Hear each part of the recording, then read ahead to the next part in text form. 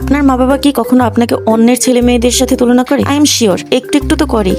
ভাইরে, মা বাবার এই তুলনা নামক মেন্টাল টর্চার আর আনইউজড প্রোডাক্ট ট্যাগ খেয়ে বেঁচে থাকাটাই আসল একটা হরর মুভি। এই দুনিয়ায় এমন কোনো পোলাপান আছে যাদের মা বাবার মুখে প্রতি সেকেন্ডের পাশের বাসানো এক জার্নডম অরিজিনাল পিসের হাইপ শোনা লাগে না? শিওর থাকেন, আমাদের মায়েদের ব্রেনে একটা all time running background app চলে, যেটার কাজই হলো 24 আওয়ার্স শুধু অন্যের পোলাপান কতটা লেজেন্ড আর আমরা কতটা এনপিসি সেই আপডেট দেওয়া। মায়ের ওই কাল্ট ডায়লগ, তোকে দিয়ে আমার কোনো কাজই হয় না, এর ভাবটাই আলাদা। আর এটা যে কোনো জোকস বা রোস্টিং সেশনের জন্য না, তা তাদের ফেসিয়াল এক্সপ্রেশন দেখলেই বোঝা যায়। ঘরের ভেতর যখন এই লেভেলের রাগ চলতে থাকে তখন মনে হয় কোনো লাইভ পারমাণবিক বিস্ফোরণ ঘটে গেছে। ওই মুহূর্তে শুধু মুখে একটা ক্রিঞ্জ হাসি ঝুলাইয়া সাইলেন্ট মোডে চলে যাওয়া ছাড়া আর কোনো অপশনই থাকে না। আর আমাদের রোমান্টিক লাইফের কথা তো বলিয়েন না। 24 বছর বয়স হয়ে গেল কিন্তু জীবনে ক্রাশ খাওয়া তো দূরের কথা, ক্রাশ খাওয়ার মতো কাউকে পটিয়ে পটু করার মতো গ্রেট স্কিলই অর্জন করতে পারিনি। এটা নিয়েও কিন্তু বেশ খোটা শুনি। ভাই, কিসমত এতই লো কোয়ালিটির যে কাউকে পটানো তো দূর, নিজেও কারো দ্বারা পটি না, কাউকে দেখলেই মেজাজ খারাপ হয়ে যায়। এ নিয়েও কিন্তু খোটা শুনি। যদি কাউকে পটাতে পারতাম এই বিষাক্ত জেন ছেড়ে এতক্ষণে অনেক দূরে পালিয়ে যেতাম। মা বাবা মানেই যে আমি যা বলবো সেটাই ফাইনাল, কারণ আমি প্যারেন্টস।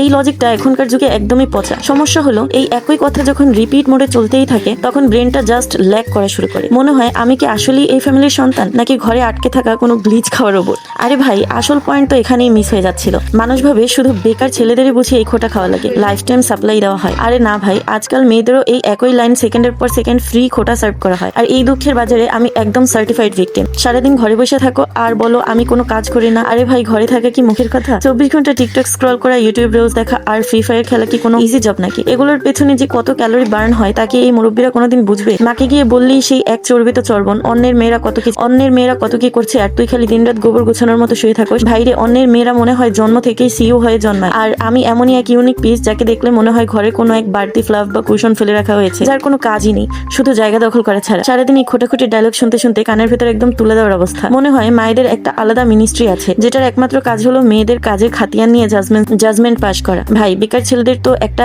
এক্সকিউজ থাকে, কিন্তু বেকার মেয়েদের এই ঘরের কোনায় বসে খোটা খাওয়া কি লেভেলের মেন্টাল টর্চার সেটা শুধু আমরা মেয়েরাই জানি। সবচেয়ে কষ্টের ব্যাপার হলো খুব ভালো করেই জানেন যে এই কথাগুলো আমাদের কতটা কষ্ট দেয়। এই ভেবে যে আমি তাদের জন্য কিছুই করতে পারিনি, আমি নিজেই কত গিল্টি ফিল করি। আমার এই গিল্ট, এই কষ্টটাও জানেন, তারপরে ঠিক এই দুর্বল জায়গাটাকে হাতিয়ার বানিয়ে বারবার একই খোটা দেন। পরে হয়তো সান্ত্বনা দিয়ে বলবেন আমি তো ওই অর্থে বলিনি, আমার রাগ হয়েছিল। হ্যাঁ, আই আন্ডারস্ট্যান্ড, হয়তো রাগের মাথায় মুখ দিয়ে বেরিয়ে যায়, কিন্তু কথাগুলোর ধার কমে না, ক্ষত ঠিকই থেকে যায়। বারবার একই কথাগুলো শুনতে শুনতে মনে হয় আমার অস্বস্তিটাই বুঝি একটা বিশাল ভুল। খুব অসহায় লাগে। তখন কেবলই মনে হয় সব শেষ হয়ে যায়, আমি আর সহ্য করতে পারছি না, কোথাও চলে যাই, সফল হয়ে ফিরি অথবা মরে যাই।